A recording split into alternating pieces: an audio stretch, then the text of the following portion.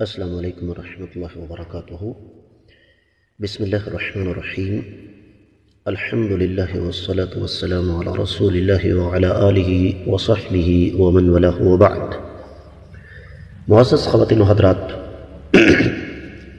رمضان المبارک اور اس کے آخری عشرے میں ایک بڑا اہم مسئلہ صدقۃ الفطر، معمول کے مطابق نقطوں کی شکل میں بات کروں گا۔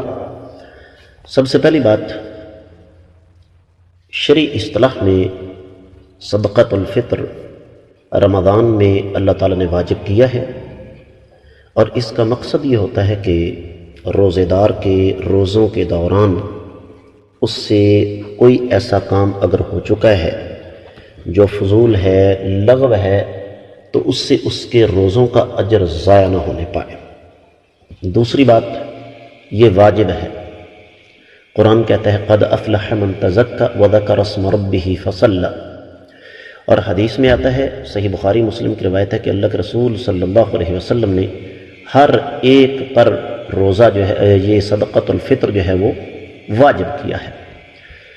جہاں تک اس کی حکمتوں کا تعلق ہے، اصل تو اللہ تعالیٰ ہی جانتے ہیں، لیکن پہلی حکمت روزے دار کے روزے کو پاک کرنا، دوسری مساکین کو کھانا کھلانا، تیسری مسلمانوں کے آپس کے تعلقات کو مضبوط کرنا، چوتھی اجر و ثواب کے عظیم خزانے اللہ تعالیٰ سے حاصل کرنا، پانچویں اپنے جسم کی طہارت، یعنی جب انسان اللہ تعالیٰ کے حضور اللہ کو راضی کرنے کے لیے صدقۃ الفطر ادا کرے گا غرباء فقراء مساکین کو، تو اس سے انشاءاللہ گھر کے ہر فرد کے جسم کا صدقہ ادا ہوگا۔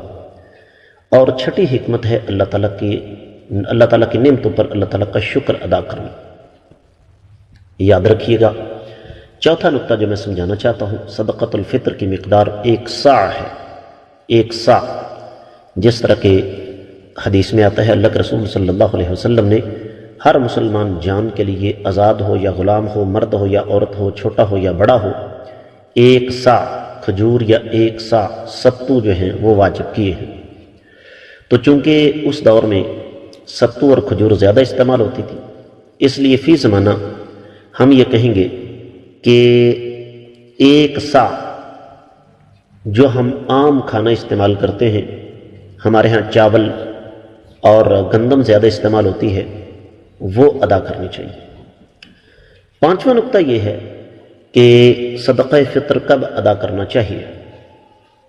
اہل علم نے اس کے 5 درجات بیان فرمائے ہیں، اور ان میں سب سے پہلا عید سے 1 یا 2 دن پہلے، جس طرح کہ سیدنا عبداللہ بن عمر رضی اللہ تعالیٰ عنہ والی روایت ہے کہ وہ عید سے 1 یا 2 دن پہلے صدقہ فطر ادا کیا کرتے تھے، 3 دن بھی ہو سکتے ہیں۔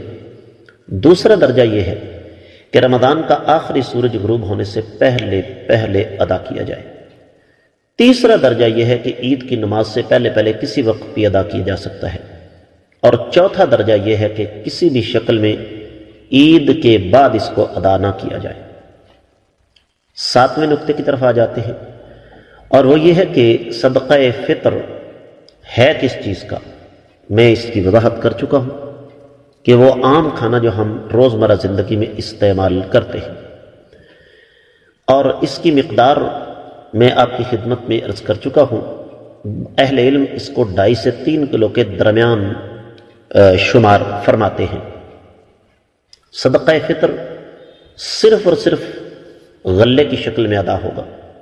میں ذاتی بات آپ کی خدمت میں عرض کر دوں، بیت اللہ میں بیٹھے ہوئے میں نے بیت اللہ کے امام شیخ سعود بن ابراہیم الشرائم حافظہ اللہ کی زبان سے خود یہ لفظ سنے کہ اعلموا ایھا الناس، اعلموا ایھا الاخوہ، هناک بعض الناس من یؤدی زکاۃ الفطر بشکل مبلغ فهذا لا يجوز قطعا، کہ اے میرے بھائیو یہ بات اچھی طرح نوٹ کر لو کہ کچھ لوگ صدقہ فطر پیسوں کی شکل میں ادا کرتے ہیں۔ یہ بات اچھی طرح ذہن نشین کر لو کہ یہ قطعی طور پر جائز نہیں۔ رہا یہ مسئلہ کہ ہمارے پاس تو غلہ ہے ہی نہیں، آپ کسی کو پیسے دیں کہ ان پیسوں سے غلہ خرید کر دے دیں غرباء فقراء مساکین کو۔ رہا یہ مسئلہ جن کو تو پیسوں کی ضرورت ہے، بھائی وہ غلہ فروخت کر کے پیسے حاصل کریں، جو مرضی کریں، وہ ان کا طرز سر ہے۔ اسی طریقے سے جو لوگ زکوٰۃ کے حقدار ہیں وہی معزز خواتین و حضرات صدقہ فطر کے حقدار ہیں۔ اور آخری نقطہ اس سلسلے میں جو میں آپ کو سمجھانا چاہتا ہوں وہ یہ کہ صدقۃ الفطر آپ اپنا اور جو لوگ آپ کی کفالت میں ہیں ان کا ادا کریں گے۔ یہ جو ہمارے یہاں کا ایک غلط رسم ہے نا کہ جناب مہمان آیا ہو تو اس کا صدقہ فطر بھی آپ ادا کریں گے، ایک تو یہ شریعت سے ثابت نہیں، دوسرا یہ ایک فساد کا راستہ کھل جاتا ہے کہ جب ہم میں سے ہر ایک کو پتہ چلے گا کہ کسی کے مہمان میں نے صدقہ فطر وہ ادا کرے گا تو ہم میں سے ہر کوئی پھر رمضان کے آخر میں کسی کا مہمان بننا شروع کر دے گا۔ تو یہ کچھ ضروری امور تھے صدقۃ الفطر کے حوالے سے۔ میں امید کرتا ہوں کہ آپ انشاءاللہ ان کو اچھی طرح ذہن نشین کریں گے۔ اللہ تعالیٰ سے دعا ہے کہ رب کائنات ہمیں قرآن و حدیث کا صحیح فہم نصیب فرمائے۔ وما علی الا البلاغ المبین۔